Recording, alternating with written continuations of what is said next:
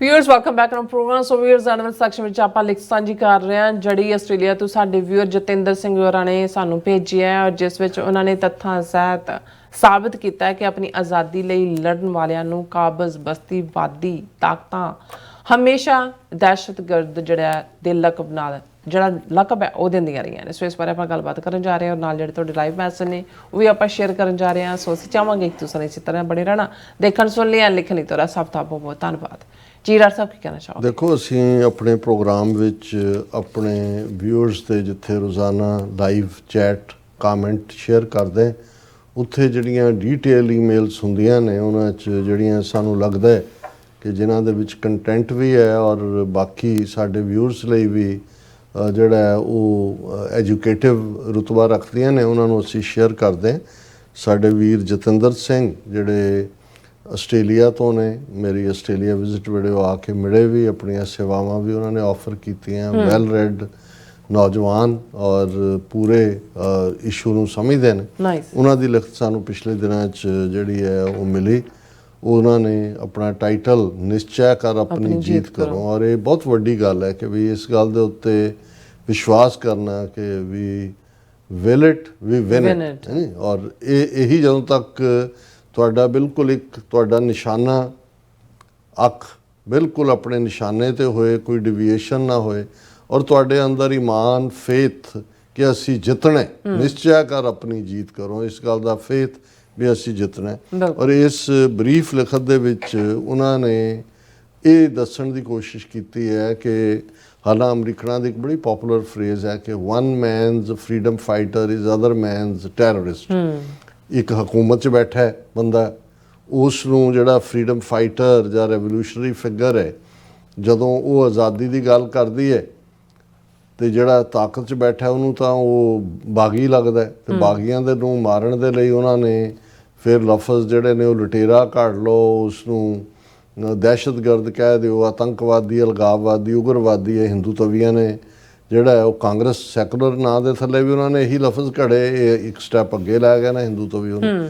ਸੋ ਉਹਨਾਂ ਨੇ ਇਹਦੀ ਹੈਡਲਾਈਨ ਦੇ ਕੇ ਇਹ ਕਿਹਾ ਕਿ historically instances of colonial powers labeling revolutionary figures as terrorists have been observed। ਕਿ ਜੇ ਤੁਸੀਂ ਇਤਿਹਾਸ ਦੇ ਝਰੋਖੇ 'ਚੋਂ ਦੇਖੋ ਕਿ ਜਿਹੜੇ ਕ੍ਰਾਂਤੀ ਲਿਆਉਣ ਵਾਲੀਆਂ ਤਾਕਤਾਂ ਜਾਂ ਇਨਸਾਨ ਹੁੰਦੇ ਨੇ ਉਹਨਾਂ ਨੂੰ ਜਿਹੜੇ ਬਸਤੀਵਾਦ ਜਿਨ੍ਹਾਂ ਦਾ ਕੰਟਰੋਲ ਹੈ, ਜਿਨ੍ਹਾਂ ਨੇ ਉਹਨਾਂ ਦੀ ਆਜ਼ਾਦੀ ਦੇ ਉੱਤੇ ਛਾਪਾ ਮਾਰਿਆ ਹੋਇਆ, ਉਹ ਉਹਨਾਂ ਨੂੰ ਜਿਹੜਾ ਹੈ ਉਹ ਦਹਿਸ਼ਤਗਰਦ ਐਲਾਨਦੇ ਨੇ। ਹੁਣ ਪਹਿਲੀ ਉਦਾਹਰਨ ਉਹਨਾਂ ਨੇ ਅਮਰੀਕਨ ਲੀਡਰਾਂ ਦੀ ਦਿੱਤੀ ਕਿ in 1776 leaders of American revolution including George Washington, Benjamin Franklin, Thomas Jefferson, Francis Marian were branded as terrorists for signing the Declaration of Independence। ਕਿ ਜਦੋਂ 4 ਜੁਲਾਈ 1776 ਨੂੰ ਥਾਮਸ ਜੈਫਰਸਨ ਦੀ ਲਿਖੀ ਡੈਕਲੇਰੇਸ਼ਨ, ਇਹ ਜਿਹੜੇ ਪ੍ਰੋਮੀਨੈਂਟ ਨੇ ਇਹਨਾਂ ਨੇ ਉਸ ਨੂੰ ਐਂਡੋਰਸ ਕੀਤਾ ਤੇ ਬ੍ਰਿਟਿਸ਼ ਕਰਾਊਨ ਨੇ ਇਹਨਾਂ ਨੂੰ ਦਹਿਸ਼ਤਗਰਦ ਐਲਾਨਿਆ।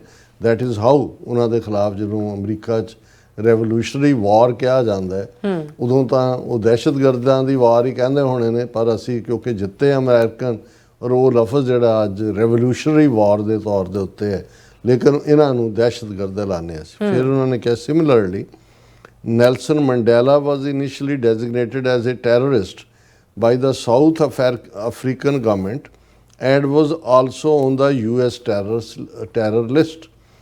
ਹੁਣ ਨੈਲਸਨ ਮੰਡੇਲਾ ਜਿਹੜੀ ਉਹਦੀ ਜਿਹੜੀ ਜਥੇਬੰਦੀ ਵੀ ਸੀ ਅਫਰੀਕਨ ਨੈਸ਼ਨਲ ਕਾਂਗਰਸ, ਉਹ ਇੱਕ ਦਹਿਸ਼ਤਗਰਦ ਜਥੇਬੰਦੀ ਐਲਾਨੀ ਹੋਈ ਸੀ ਕਿਉਂਕਿ ਉਹ ਕੋਈ ਗਾਂਧੀ ਵਾਂਗ ਚਰਖਾ ਚਲਾਉਣ ਵਾਲਾ ਕੰਮ ਨਹੀਂ ਸੀ, ਹਥਿਆਰਬੰਦ ਸੰਘਰਸ਼ ਦੀ ਗੱਲ ਸੀ।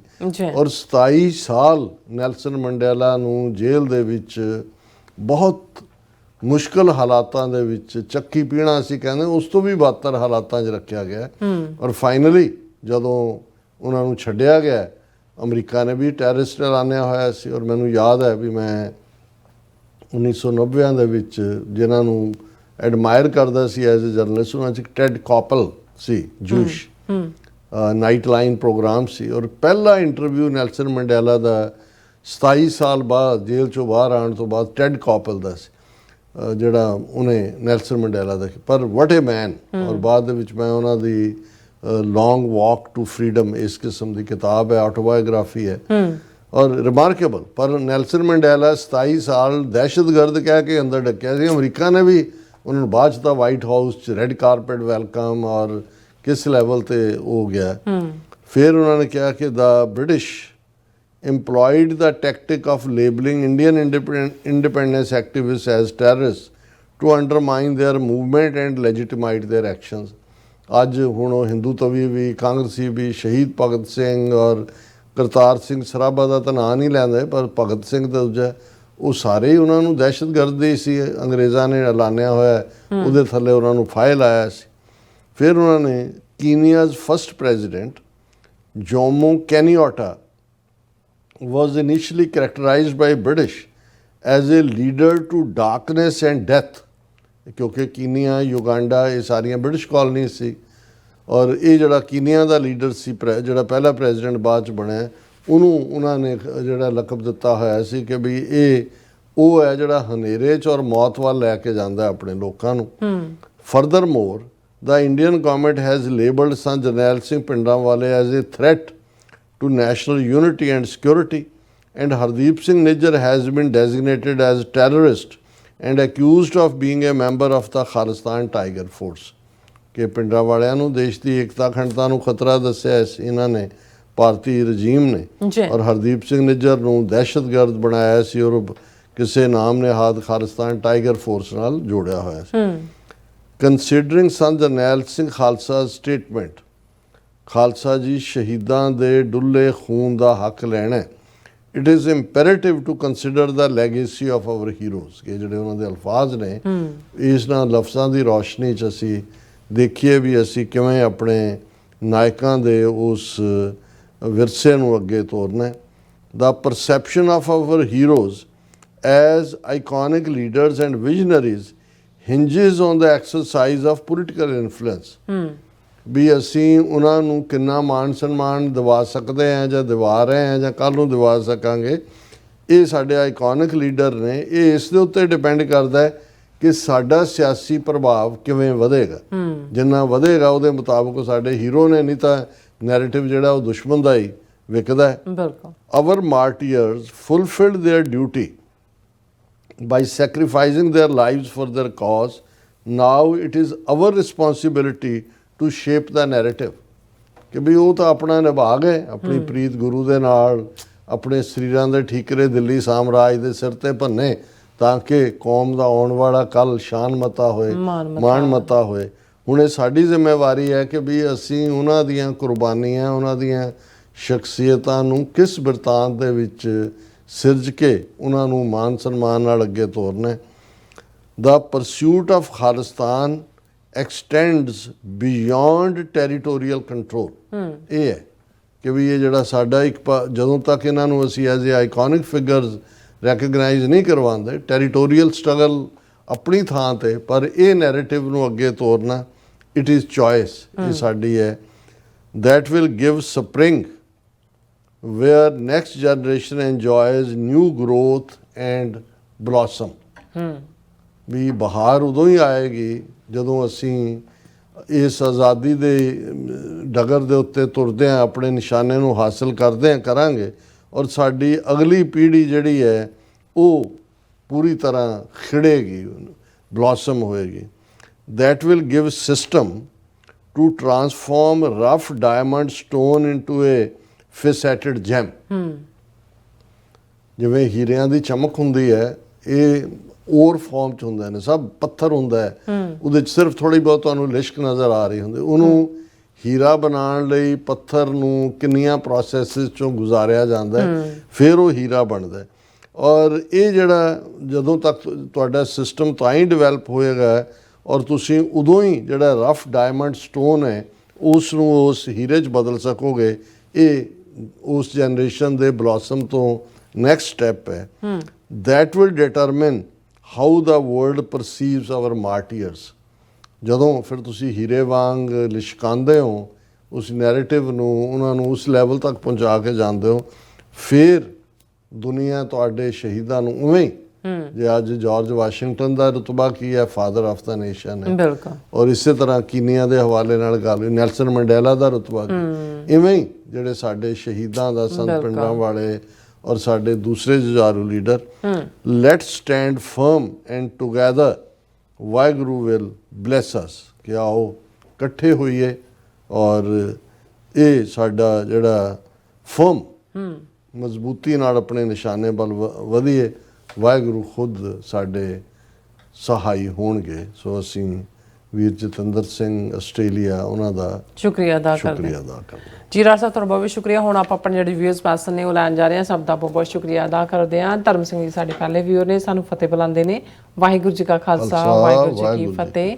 ਨਿਹੰਗ ਸਿੰਘ ਜੀ, ਡਾਕਟਰ ਪਰਮਜੀਤ ਸਮਰਾ ਜੀ, ਔਰ ਇਸੇ ਤਰ੍ਹਾਂ सोहन महल जी भी, और फिर इसे तरह मोहम्मद याकूब जी लगता बिजी ने, कल तो नहीं आए, 11 हाजिरी लगी थोड़ी। अज भी उन्होंने एको ही मेरे ख्याल मैसेज है, कहते बोले सोनियाल सत श्री अकाल, राज करेगा खालसा। ज्यादा लिखण उदों तुसीं कहंदे हो भी बहुत मैसेज लिख दित्ते ने। नहीं, मैं तो तारीफ करनी है कि फोकस हुंदा उन्हां दे हर एक सेगमेंट ते अपने व्यू दिंदे ने, प्यार करदे ने, मैं अप्रीशिएट करदी हां। हां जी, खालिस्तानी कॉज ने बिल्कुल। जगतार सिंह गोल्डी जी भी, और इसी तरह राजविंदर कौर जी, जसवीर सिंह बराड़ जी भी, गुरविंदर मान जी भी, हरमन पन्नू जी भी, और इसी तरह अमरजीत सिंह सैनी जी भी, सुखजीवन बच्चू जी भी, फिर इसी तरह अमरजीत निज्जर जी भी, फिर इसी तरह अलीन खान जी भी, कहते फ्री खालिस्तान खालसा जिंदाबाद, इंद्रप्रीत सिंह जी भी, और फिर इसी तरह बलविंदर सिंह चट्ठा जी कहते डॉक्टर साहब ते नीलम कौर जी, वाहिगुरू जी का खालसा, वाहिगुरू जी की फतेह। रैफरेंडम दी सपोर्ट विच कार रैली ऐड दा धन्नवाद। टीवी 84 जिंदाबाद, खालसा जिंदाबाद,